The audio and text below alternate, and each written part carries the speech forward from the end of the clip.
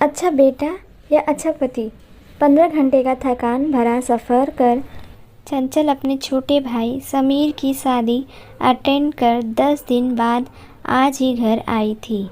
अपने 3 साल के बेटे प्रिंस को सोफ़े पर बिठाकर अभी वो अपने कमरे में जा ही रही थी कि ममता जी ने उससे कहा, बहू अब फटाफट से खाना बना ले, तेरी दोनों नंदे ससुराल से आज आ रही हैं, तो जो भी बनाना उनकी पसंद का बनाना। मैंने ज़रूरत का सारा सामान भी मंगवा कर रख दिया है। अपने कमरे की तरफ जाती हुई चंचल के पैर तो वहीं ठिठक गए। मन ही मन सोचने लगी कि नंदों को भी पता था कि मैं 15 घंटे का सफ़र तय करके थकी हारी घर आऊँगी, फिर आज आने की क्या सूझी, जबकि दोनों यहीं पास में ही रहती हैं और हर रविवार को यहाँ आ जाती हैं। इतने में बाहर ऑटो वाले को पैसे देकर उसका पति संजय भी अंदर आया और आकर सोफ़े पर पसर गया। उसे देखकर ममता जी बोली, अरे मेरा बेटा थक गया क्या? बहुत दूर है तेरा ससुराल, तो पता नहीं समधिन समधन को क्या सूझी जो तेरी शादी के बाद इतनी दूर जाकर शिफ्ट हो गए। अगर मुझे पता होता तो मैं इतनी दूर तेरा ससुराल कभी ना करती। अब माँ, इसमें हमारे बस की बात थोड़ी ना है। जहाँ पर बच्चों का काम होगा माता पिता वहाँ अपने आप ही शिफ्ट हो जाते हैं। फिर मम्मी जी पापा जी अकेले भी क्या करते। यहाँ पर संजय ने अपने सास ससुर का पक्ष रखते हुए कहा।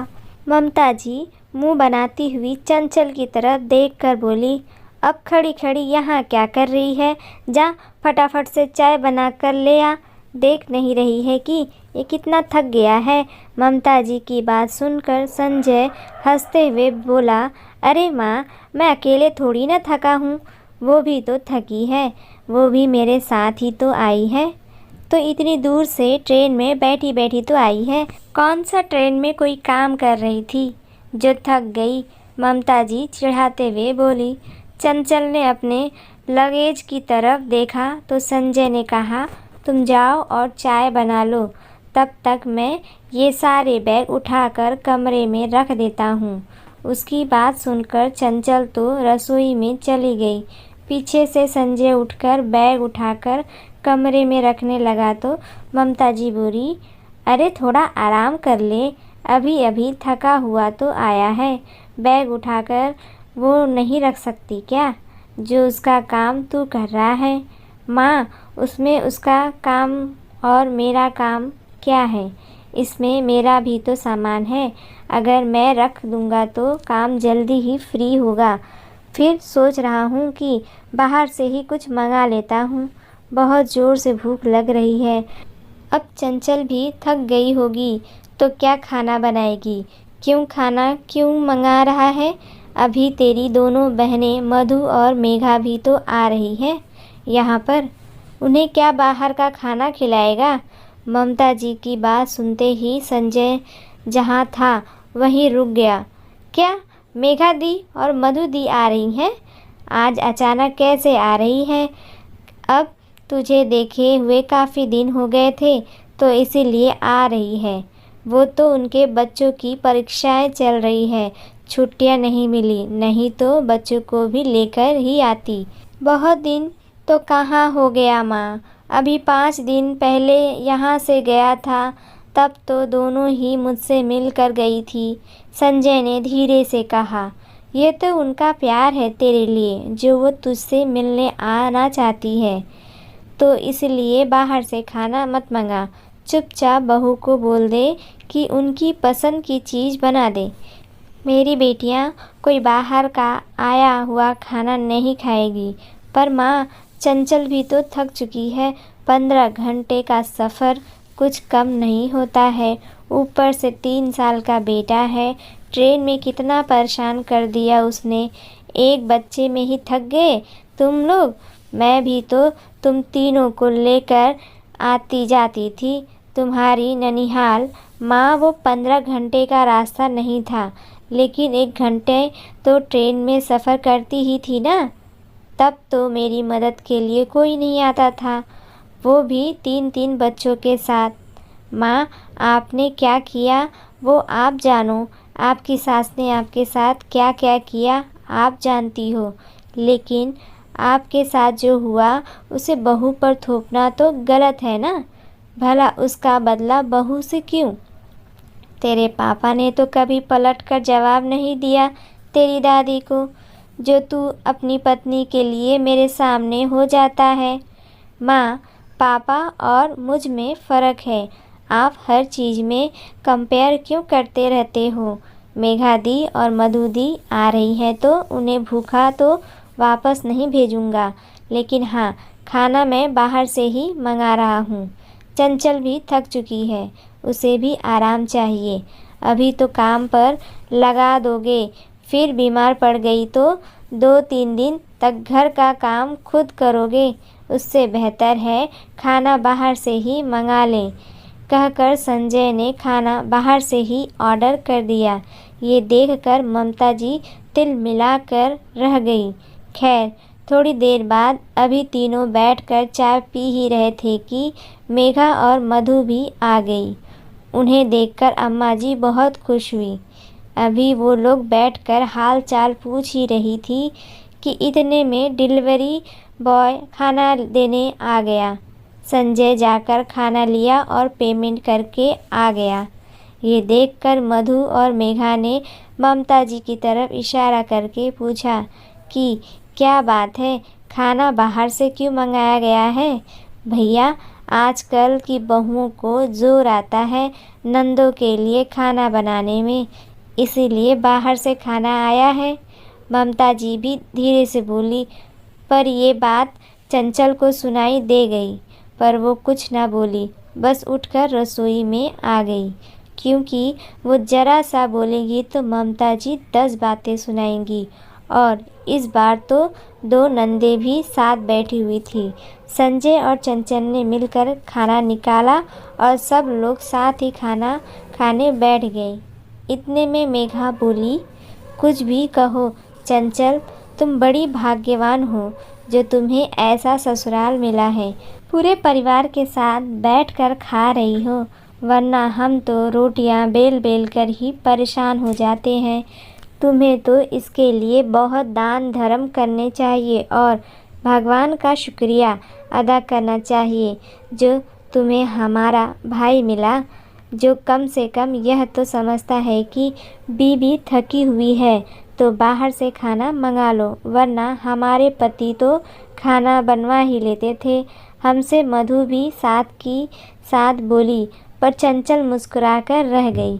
अरे वो तो मेरी दोनों बेटियां एक ही घर में हैं, जो मिलजुल कर काम कर लेती हैं, नहीं तो इतना बड़ा परिवार है, कोई और होती तो बहुत बुरी हालत हो जाती।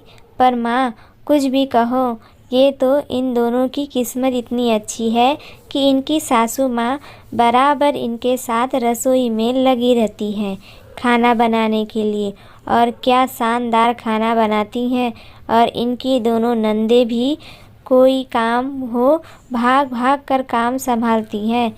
संजय ने कहा तो ममता जी तुनकते हुए बोली, क्यों, तेरी बहनों ने क्या तेरी शादी में भाग भाग कर काम नहीं किया था?